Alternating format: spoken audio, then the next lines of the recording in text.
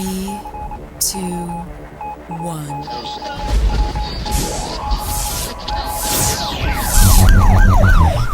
We'd like to welcome you to another edition of GrokTALK, brought to you by New Hampshire's leading conservative blog site, GrokTALK.com. We are your feared, extremist, right-wing, hard-charging, gun-toting, opinionated, outspoken, rabble-rousing, letter-writing, radio microphone stomping conservatives and rational libertarians. So get ready for more news and opinion you could only get from GrokTALK.com. GrokTALk. Hey, we are GrokTALK. Welcome back. A little misty this morning on the way in, some clouds hanging low, making the traffic a little interesting. A lot of people driving north, though, for the weekend. So thank you, tourists, for coming. Spend your money here in lovely New Hampshire, and then go home. Leave. Go home. We are GrokTALK, brought to you by the Coalition of New Hampshire Taxpayers and the bloggers at GraniteGrok.com. Please check us out on Facebook and Twitter by just searching for Granite Grok. You can also listen to this and past programs on Spreaker, Stitcher, iTunes, TuneIn, iHeartRadio, and we are also on YouTube and Ustream. So, I am here in the studio with Mr. Skip Murphy, Mike Rogers, Richard Olson, and I am Steve McDonald, and we are happy to move forward with our next guest, a gentleman named Ralph Benko, who has a large body of work on the Fed and the gold standard and all kinds of things. And we also have Kimberly Morin with us this morning. Good morning. Good morning. Oh, hang on, Kimberly. Talk again. Can you hear me? I can hear you fine, sir, yes. I can hear you fine, but I feel a little outnumbered. How many of you are there? Well, I feel like Butch is facing the Bolivian army. It is, yeah. We have 4 in studio and 1 on the phone. Who you met? Kimberly Morin? Hang on. Hi, Kimberly. Did you guys mute me again? No, you're there. Can you hear us? Now I can hear you. Okay, are you sure you didn't mute us? No, they like to mute me sometimes. Okay. That's because we have to. This is going to be interesting. And Ralph, this is Mike Rogers. I think I met you at CPAC a couple of years ago when I was exploring the goodies, the bookstores in the basement. And I seem to remember a short interview, but I couldn't find the clip. Anyhow, I'm a big fan.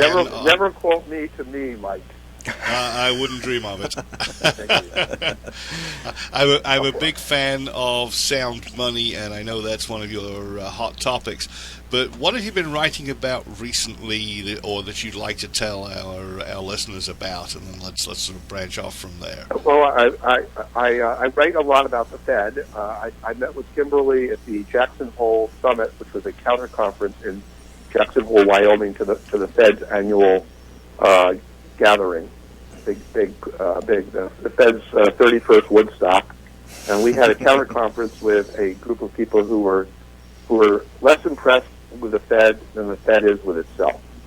And I have written recently a column. I do a weekly column at Forbes.com.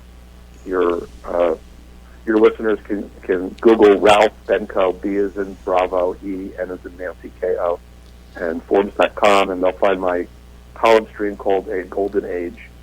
And one of the columns that drew a lot of interest was one entitled, "If the Fed is always wrong in its predictions, how can it be right in its policy?" And in fact, even the Washington Post published an article not that long ago by their top money writer, Elon Lee, reviewing the fact that the Fed has been wrong in 50 of its last 50 predictions in terms of where the economy was going. Well, of course, part of it is because they have to sound optimistic, and the other part is they think their voodoo actually works, which it doesn't. That is correct. So they have been predicting 4% growth kind of forever, and in fact, we've had less than 2% growth. So my bottom line was, the emperor has no clothes.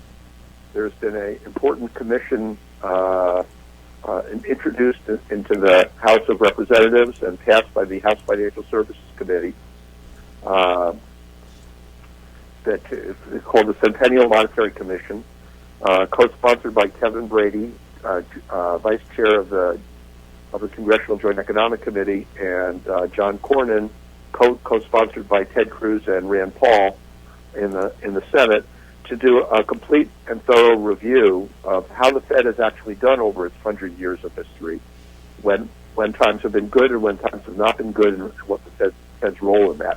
the Fed has a huge role. It's probably the single most powerful agency in setting the economic climate.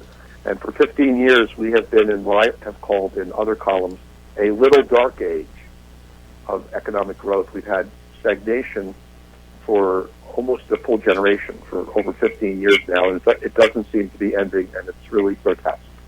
Would you say that the current dark age resembled what we had through the Nixon-Carter years? Well, we certainly had a terrible time under Jimmy Carter, who doubled down on the bad policies of Richard Nixon, who ended the Bretton Woods international monetary regime, which was a species of gold standard, which had been in effect since I think about 1944, and which generated really fine post-war job creation, income mobility, and equitable prosperity. On August 15th, 1971, he gave a speech to the nation saying he was directing Secretary Connolly, who was the guy who really hatched this harebrained scheme, to temporarily close the gold window. Now, 43 years later, it's been temporarily closed longer than Moses led my ancestors through the desert before reaching the promised land. It's a long temporary, guys. And we haven't reached the promised land either, and we're not going to if we follow these folks. Well, yeah, but, Mike, I blame you. Because we elect the idiots that make this possible. No, yes and no, but really, look, of these 17 presidential candidates, only Rand Paul and Ted Cruz have made a meaningful gesture in terms of confronting the Fed. And none of the 17 are actually campaigning on it. A few of them have made occasional shout-outs. But the reason they're not campaigning about it, Mike, is because you have not mobilized your listeners to ask them, what about the Fed and what's wrong with our money? There are three elements to the fires of industry, just like there's three elements to fire. There's the fuel, there's the spark, and there's the oxygen. Well, the oxygen is colorless, odorless, and tasteless. It's invisible, so it's not obvious to politicians who are very, who go to the obvious because it's invisible. But I'm hoping that you and your listeners will recognize that it's the invisible factor of the oxygen that's been sucked out of the atmosphere by the Fed that has caused this, horrible. They put in too much oxygen and they put in too little oxygen. We get a boom and bust cycle. And right now we're in a too little oxygen phase, and the economy is just the recovery after the big bust, after the big boom in 2008. The recovery has been pathetic. It's nothing like the recovery that Reagan saw. He got 1 year of 7% economic growth, and his average growth throughout post-recession was something like 4%. And that's wonderful. Huge. Yeah, that's huge. But why aren't you, and even more important, your listeners, confronting the candidates and saying, what about the Fed?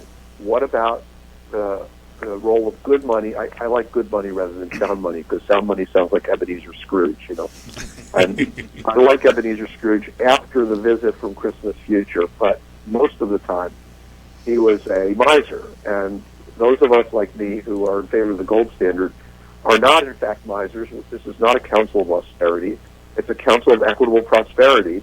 But the candidates need to be hearing from you and of both parties, need to be hearing from both you and your listeners as to, what are you proposing to do about the Fed? Isn't the Fed the perp for the lousy economic growth that we've been getting now under two administrations? The Fed torpedoed both W and Obama.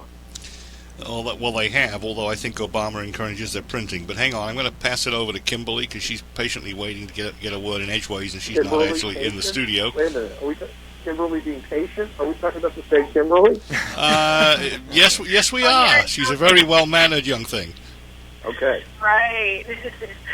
See, Ralph already knows. Ralph, that's why I wanted to have you on the show, because I've written about it now. I interviewed people, and I want to have people like you explaining it because you're the expert. You've been writing about it for years. I want people like you to explain it in simple terms that listeners can understand, so that when they talk to the candidates, they can say it and know what they're talking about. Okay, you overrate me, Kimberly. I'm very flattered. Thank you. Well, you write good columns; they get good ratings. But what you're talking about, the Fed sucking the oxygen out of the economy, I think these alchemists are so far off base that they and Ralph Krugman believe in phlogiston theory. Pardon me. It's Paul Krugman. Paul Krugman. Yeah. Do not lend him my first name. He and I are inveterate enemies. Can't imagine why. Kimberly, you must have questions. Well, one of the things I wanted to have Ralph talk about is, not just what's happening, but how it affects regular people, so that listeners can understand, because this is one of the things we talked about last weekend was you mentioned Federal Reserve or quantitative easing to people, and they kind of gloss over. Right. They're like, huh, what? So if you explain sort of how it affects regular people, everyday people, because it does affect us on a regular basis, on an everyday basis. It affects our pockets. It affects our lives. If you can explain that, then maybe that light bulb will go off, and people will, because we have candidates here every minute of the day. Ask the candidates, what are you going to do about this? Okay, Kimberly, let me make 3 points.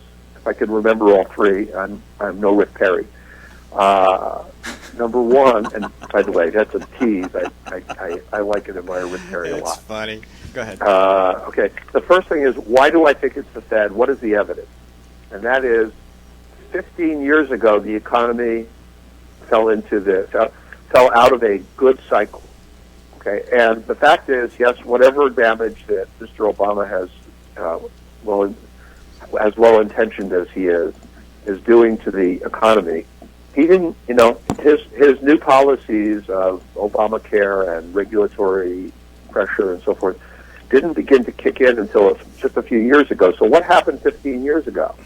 There are 5 major drivers to create a good economic climate. There is tax policy, which didn't change materially badly. We had the George W. Bush tax cuts. There's spending policy, and even though the deficits went up under Bush, that's not a growth retardant. There's regulatory policy and energy policy, which is a subset of that, neither of which changed until just a few years ago, and trade policy. Okay, none of those decayed in 2001. The only thing that made a dramatic shift was monetary policy. The Fed went from a long period, almost 20 years, of something called the Great Moderation, where we had the excellent sizzling growth under Reagan and under Clinton.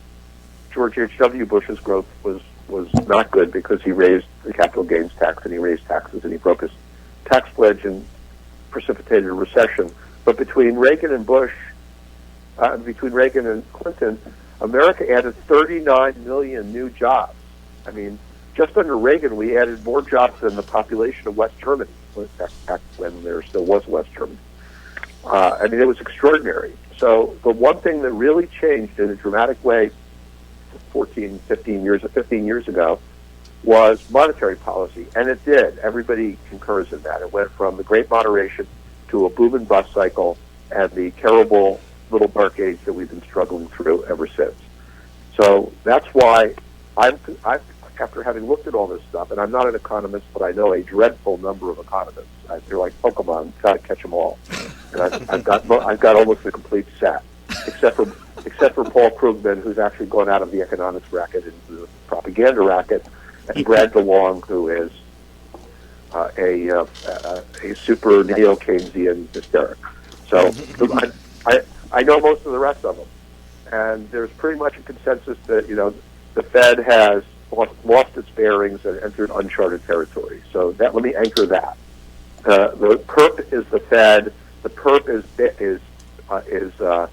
easy money instead of good money. I like good money rather than sound money for Ebenezer Scrooge reasons. Okay. So I'm after having read millions of words about this and written 250,000 words about this, 500,000 words about this in the last 4 years, I am completely convinced that the problem is easy money propounded by the Fed totally inappropriately. So that's the first thing. The second thing is that, 2%, the difference between 2% economic growth and 4% economic growth, or 1.6% economic growth and 3.6% growth. And by the way, the long-term trend line of growth in the United States is about 3.5% real after inflation. So we're talking about a differential of, maybe 2%. That doesn't sound like much, but through the miracle of compound interest, if you compound 2% a year growth deficit, over 15 years, that means we are all making more than 30% less. If I can say more than 30% less, we're all a third poorer than we would be under a normal growth regime. And if the Fed was providing good money rather than easy money, all of us would be making a third more than we are. So, Kimberly, I know you remember the 1%, and so this doesn't really affect you, but even you would probably like to be making, $13 million a year instead of $10 million a year. But for us working stiffs, that 33% or 35% or even 50%, if they really nailed it, more a year would completely obviate most of our economic struggle. It would restore the American dream. If you look at the GDP statistics, the size of the American economy is almost a third lower than it is from its normal trend line. And the Fed is the perp, but the real perp are your listeners who are not hammering the candidates there, saying, "What are you going to do about the Fed? Are you supporting the Centennial Monetary Commission, which is the right vehicle to set the Fed to rights?" Ralph, we're going to take a quick 1-minute break. Stay on the line. We will be right back to continue the conversation. Thank you. Hi, this is Rich Gerard, host of Gerard at Large in the Morning, the Manchester area's only locally owned, locally operated, focused, and interested, riveting radio show, heard live every Monday through Friday from 6 to 9 on 90.7 FM WLMW, New Hampshire Family Radio, and available 24/7 live or archived at GerardAtLarge.com. Be sure to tune in. This is the Coalition of New Hampshire Taxpayers. We're located at 8 North Main in Concord, New Hampshire. This is the repository for all things conservative and municipal. So if you have a problem in your town, your school, your budget committee, the right to know law, and now, at the top of our list is voter fraud. You have a tip for us, some information for us, you want to join or help us out, cnht.org.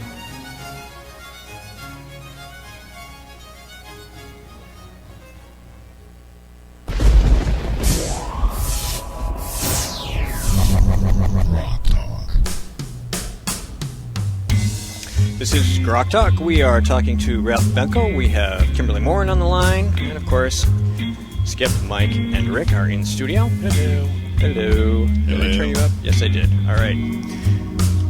Kimberly, I didn't know you had all that money. You there? You didn't know? No. I figured you'd be buying equipment for Skip. All right. So Ralph, you made some excellent points, especially about the change in Fed policy, which was more or less around the time that Greenspan was in fact in charge of things. Was he not in charge? Actually, he did a great job for his first 2 terms, and then Bob Woodward wrote a book called Maestro, which says Alan Greenspan can do no wrong. It went right to his head, is the way I read the tea leaves, and he immediately started, going on a bender. Yeah. So in his last term. Was he not in fact a libertarian, almost a Randian, Ayn Rand that is, and a gold standard proponent in his early years? And in his late years, his latest book, The Map and the Territory 2.0, has a whole chapter on how great the gold standard actually worked. Now, Dr. Greenspan is pessimistic about the prospects for restoring the gold standard until we get the welfare state under control. But I think he's got it backwards, and not meaning to slur the good name of Social Security, which is not welfare, it's social insurance, and it's the kind of thing even Hayek would have loved. The fact is that if we can get economic growth, and we can, up to 3.5%, a number of the candidates are promising 4%, but their recipes are seriously wanted, how to get there. Or Scott Walker, who has 4.5%, or Mike Huckabee, who has 6%. It's all vaporware, okay, because none of them are seriously talking about tackling the Fed, and the Fed is the key element here. But the point is, if you guys help us nominate a candidate who will seriously tackle the monetary policy issue by getting the candidates to support the Brady-Cornyn Centennial Monetary Commission, it's really simple and it's not scary. And I'll talk more about the commission in a minute if I haven't already bored you into a state of complete stupefaction. Then both Social Security and Medicare become solvent as long as we keep that growth rate up. We don't have to raise the retirement age, and I'm approaching that, so I hope we don't. We don't have to cut benefits. We don't have to, above all, raise taxes. So the politically suicidal and morally dubious proposal by Chris Christie to, quote, reform entitlements. Watch out when anybody from Washington or who wants to be president uses the word reform. It should make your trigger fingers itchy, metaphorically speaking. It usually means that they're going to try to raise either raise your taxes or take away a benefit. At 3.5%, maybe even 3.3%, we don't have to touch Social Security. We don't have to touch Medicare, and it would be a tragedy for us to do that. They're high integrity programs. So the point here is that if we can get to 3.5%, we can get to 4%. We might even be able to get to 5% for a brief period because we've got a lot of slack to pick up. And the only known way to do that I've been able to discover is by putting getting the Fed out of uncharted territory, putting it back on track. And the way to get the Fed back on track is to get the candidates to endorse the Brady-Cornyn Centennial Monetary Commission, which will do a high integrity, neutral empirical study of what the Fed has done and how it's worked out for 100 years. And instead of everybody just arguing with each other, I've got my position, you've got your position. Let's do something really novel in Washington. Let's look at reality. Let's look at the facts, and then draw our policy from what really works for the benefit of working people like me. And by the way, I'm probably the one member of the vast right-wing conspiracy, far right, serial number 0002. Reagan's serial number of the vast right-wing conspiracy was 0001, but we retired it when he retired. I had the privilege of working for him in the White House as a deputy general counsel.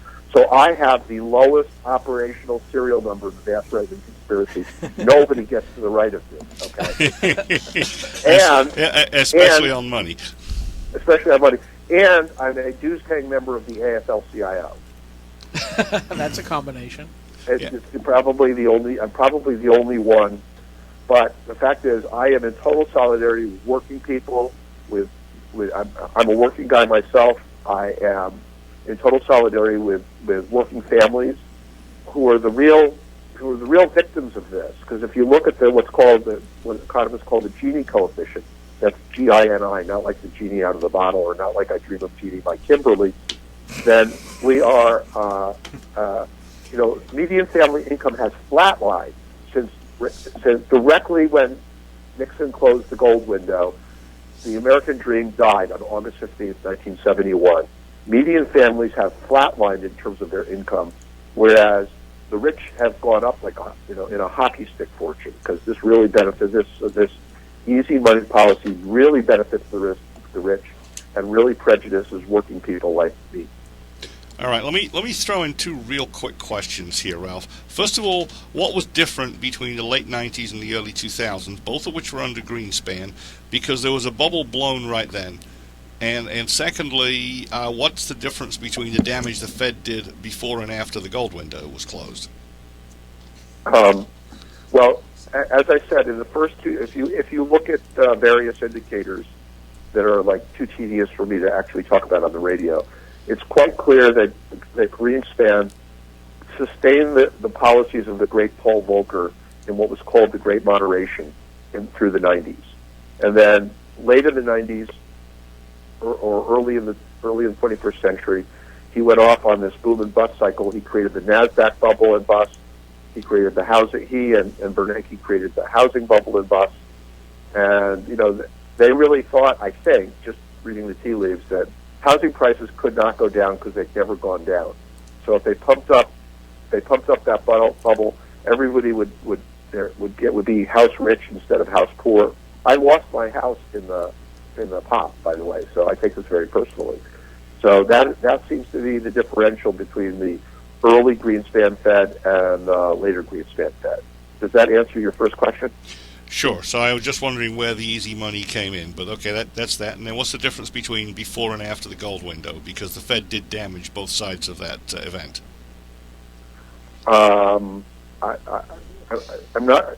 I'm trying to recontextualize your question here because you're okay. As stated, it's not technically perfect. Okay. No. We've had 102 years of the Fed, and they have done damage to the economy throughout that period with boom and bust and intervention. Well, let me just point out one thing about that, and that is the dollar today is worth. When Nixon took us off the gold standard, he said that the dollar tomorrow will be worth as much as the dollar today. That is true. On August 16th, 1971, the dollar was worth what it was on August 15th. So Nixon once again managed to tell a technical truth and a moral lie. Because now, 43 years later, the dollar is only worth 15 cents of what it was worth in 1971. And over the long run of the Fed, which when it was managing the gold standard, it managed to bring the Great Depression on our head.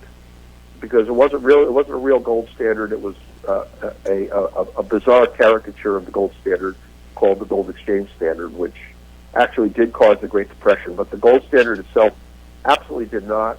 When we were on a pure gold standard before the Fed in the late 19th century and early 20th century, we had the best period of America had the best period of economic growth in the history of the world. Our prosperity increased by almost sevenfold in that 40 years, compared to 1.5 times in the last 40 years. So the gold, even though Paul Krugman and Matt O'Brien and other neo-Keynesians say that the gold standard is horrible, in fact, the gold standard has outperformed in practice the Federal Reserve note standard by an enormous amount, and I'm not the only one who says so. The Bank of England did a study in 2011 called Financial Stability Report Number 13. How's that for an incendiary title? And your listeners can go look it up. Bank of England Financial Stability Report Number 13 and Financial Stability Paper Number 13. And they did a report card between the paper money Federal Reserve note standard, the Bretton Woods gold exchange standard, and the pure gold standard. And they flunked the Federal Reserve note standard in every category as performing worse. Less job creation, more inflation, more recessions, longer recessions, deeper recessions, more banking crises, more currency crises. I mean, just in practice, the Federal Reserve note standard has proved miserable. But the Fed has such prestige in Washington that everybody just kind of assumes that they're a wizard and that they are really good at managing the monetary policy in a way that will create prosperity, even though all of the evidence is absolutely against that. All right, Ralph, I got to break in because we got about 10 seconds to a hard break. Thanks so much for coming on the show. I hope we can get you back again. Thank you. It's a pleasure to be here. And the latest book? We don't have time, Mike. We got to go. Thank you very much, everybody. This is GrokTALK. We will be right back. Stay tuned. This is Rich Gerard, host of Gerard at Large in the Morning, the Manchester area's only locally owned, locally operated, focused, and interested riveting radio show, heard live every Monday through Friday from 6 to 9 on 90.7 FM WLMW, New Hampshire Family Radio, and available 24/7 live or archived at GerardAtLarge.com. Be sure to tune in. This is a coalition of New Hampshire taxpayers. We're located at 8 North Main in Concord, New Hampshire. This is a repository for all things conservative and municipal. So if you have a problem in your town, your school, your budget committee, the right to know law, and now, the top of our list is voter fraud. You have a tip for us, some information for us, you want to join or help us out, cnht.org.